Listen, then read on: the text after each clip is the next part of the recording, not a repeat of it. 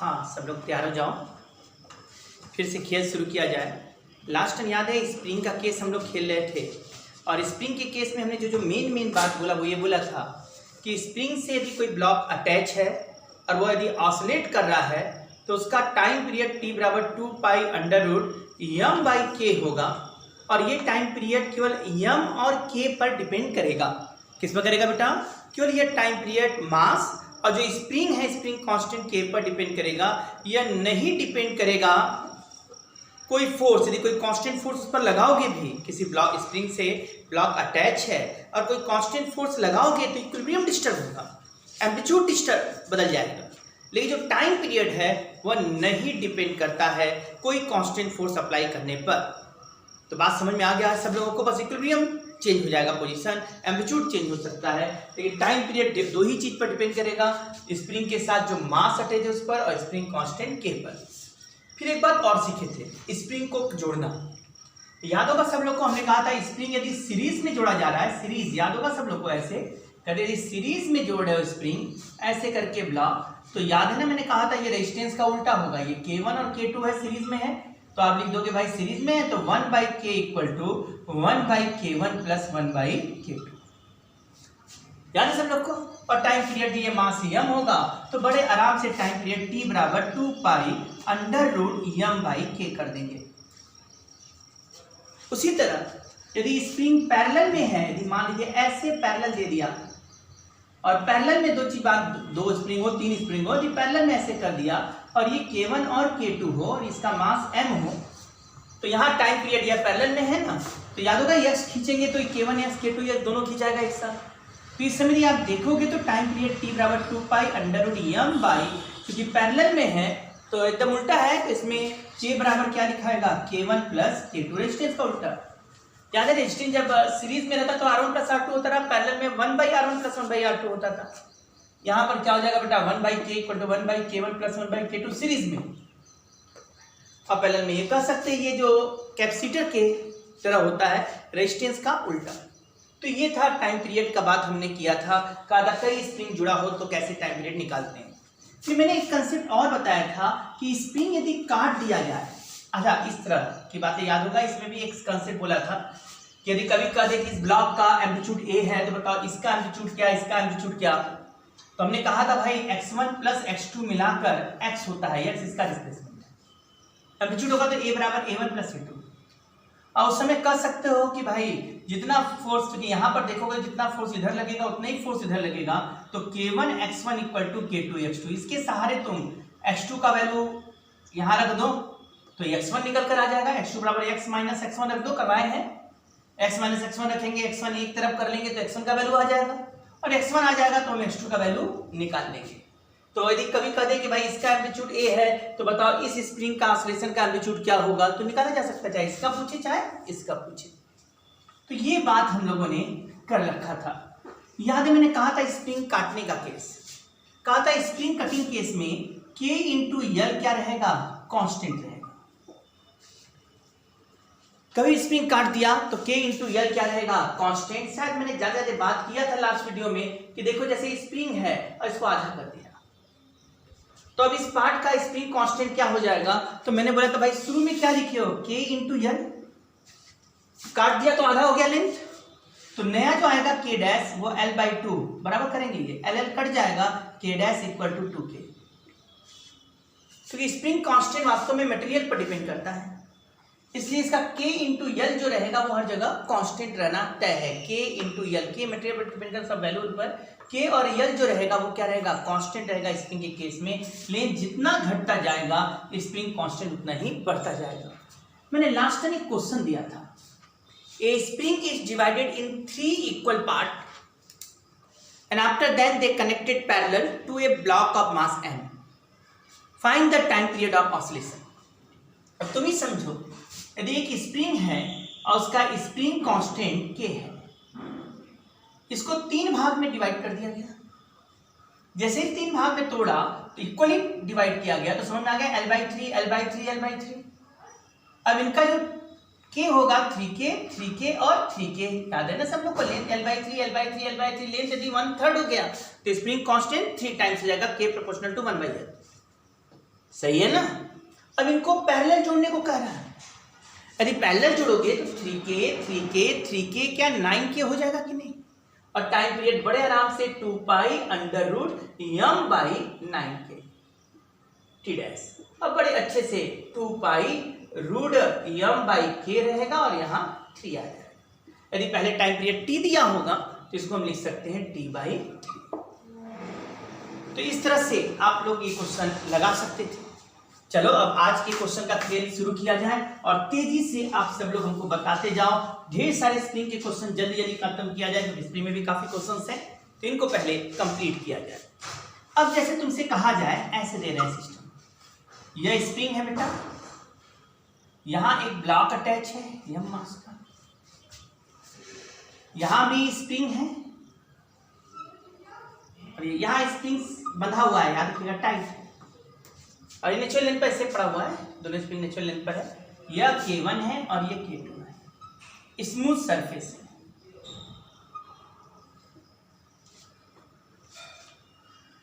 अब इसको slightly displace करके छोड़ दिया गया, बोला गया टाइम पीरियड क्या होगा।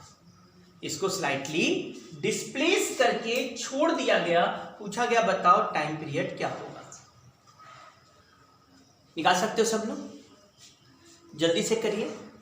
इसको स्लाइटली डिस्प्लेस किया और फिर रिलीज कर दिया।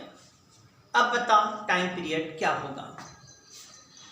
तो देखिए कैसे करेंगे। जब तुम इसको दबाओगे यक्स, मान लो ये नेचुरल लेंथ पर सब थे और तुमने इसको यक्स दबा दिया,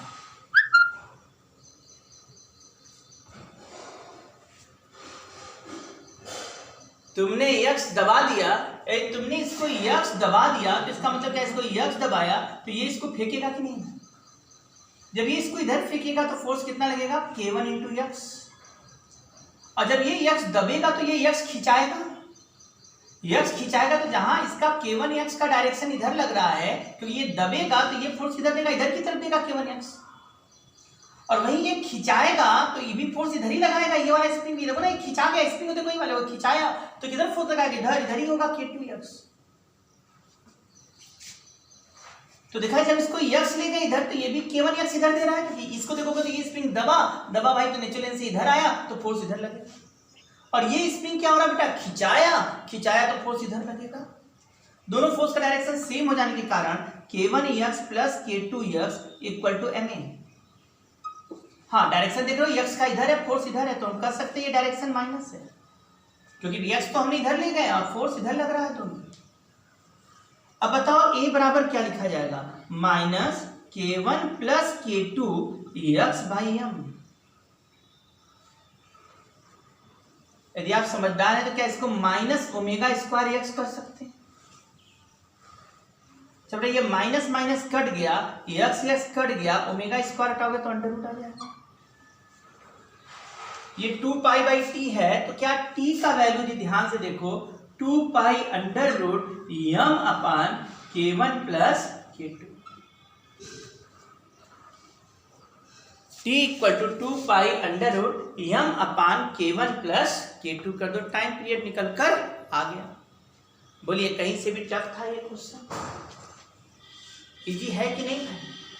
तो टाइम पीरियड यहां से निकल गया 2 pi under root m upon K1 plus K2, लग जाएगा सबसे ना। चलिए इसी तरह अब अगला क्वेश्चन दे रहे हैं, उसको सोच के सब लोग जल्दी जल्दी बताएंगे ना बेटा, एकदम दिमाग ठीक कर लो। जैसे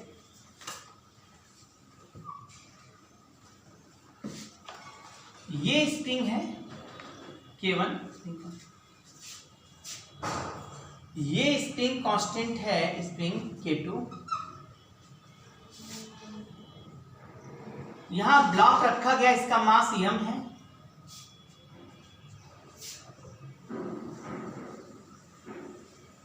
यहां ब्लॉक रखा गया, इसका मास m है, और इसको v वेलोसिटी से चलने को छोड़ दिया गया, और बीच का सेपरेशन यहां से यहां तक l है।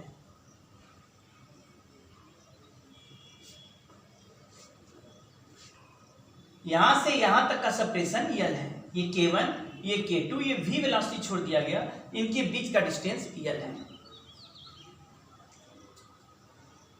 ठीक है। अब आपको निकालना है time period of this oscillation. Find the time period of this oscillation. Find the time period of this oscillation.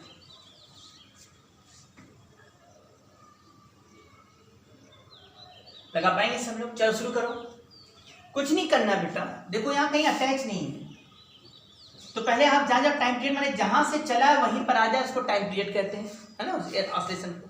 ये पूरा एसएचएम एग्जैक्ट नहीं है, तो कैसे करेंगे? पहले यहां से यहां तक तो भाई स्मूथ सरफेस है, नीचे वाला स्मूथ सरफेस। पहले यहां से यहां तक जाएंगे तो समय कितना लगेगा? L/V। तो स्मूथ है तो कहीं से स्पीड चेंज तो होगा नहीं। फिर ये इसको क्या करेगा? दबाएगा, दबा के फिर यहां नेचुरल लेंथ तक आएगा, फिर छोड़ देगा। कर सकते हैं ये इक्विलिब्रियम से कहां इसको दबा के ले गया बेटा? एक्सट्रीम तक, फिर एक्सट्रीम से इक्विलिब्रियम। ये समय कितना हो गया? टाइम पीरियड का आधा। अरे पूरा टाइम पीरियड होता है, पूरा अटैच होता तब ऑसिलेट करता। तो टाइम पीरियड का आधा मतलब टाइम पीरियड क्या होता है? पूरा जुड़ा रहता तो 2π√m/k2 होता, और उसका आधा करेंगे तो π√m/k2 T/2 हो गया। फिर यहां से यहां आएगा प्लस L/V, फिर इसको दबाएगा, फिर वापस यहां आ जाएगा, और इसमें भी आधा ही कहेंगे हम, प्लस π√m/k1। अब बोलो ये पूरा टाइम पीरियड आया कि नहीं? पूरा टाइम पीरियड क्या लिखा जाएगा? L/V 2L/V plus π√m/k1 plus π√m/k2। पूरा का पूरा टाइम पीरियड निकल कर आ गया। सॉल्व करके देख लो, पूरा टाइम पीरियड आ जाना है कि नहीं? ठीक है, अब इस तरह के क्वेश्चन कर लोगे सब लोग। अब चलो एक और क्वेश्चन देते हैं, बड़ा फेमस क्वेश्चन है, यदि तुम लोग लगा पाए तो। और वह क्वेश्चन है, देखो जरा अच्छे से, तो कुछ ऐसे है बेटा, देखिए सब लोग यहां ध्यान दीजिए।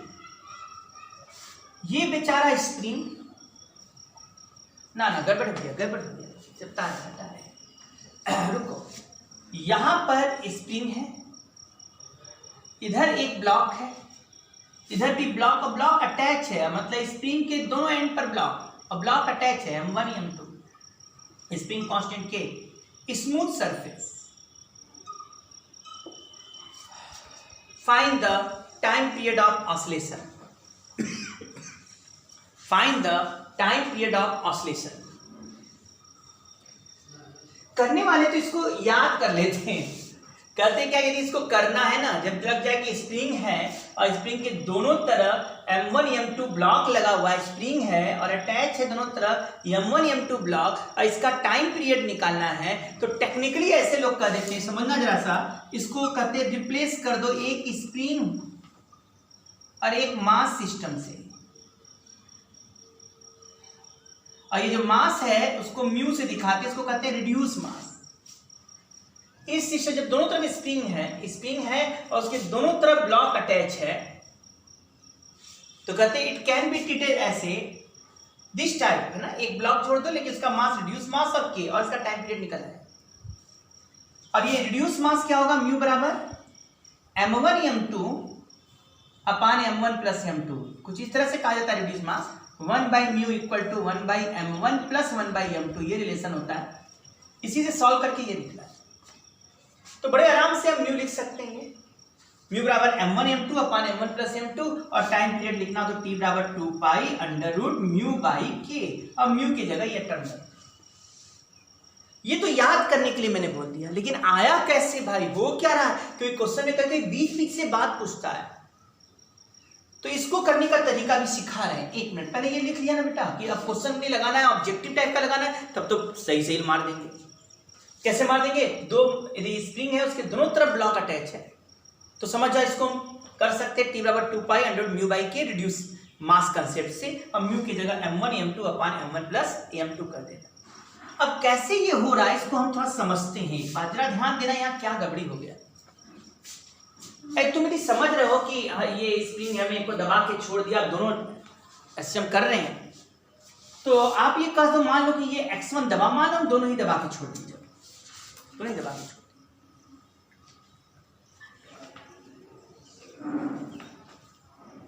मान लिया हमने दोनों ही दबा के छोड़ दिया। अब इसका निकालना है टाइम पीरियड। चलो इसका टाइम पीरियड हम लोग नेक्स्ट वीडियो में बात करते हैं, कैसे इसको निकाला जाएगा, है ना। तो थोड़ा समझाया जाएगा अच्छे से, इसमें जल्दी में दिक्कत हो जाएगा, वीडियो बड़ा हो जाएगा, अपलोड करने में दिक्कत हो जाएगी।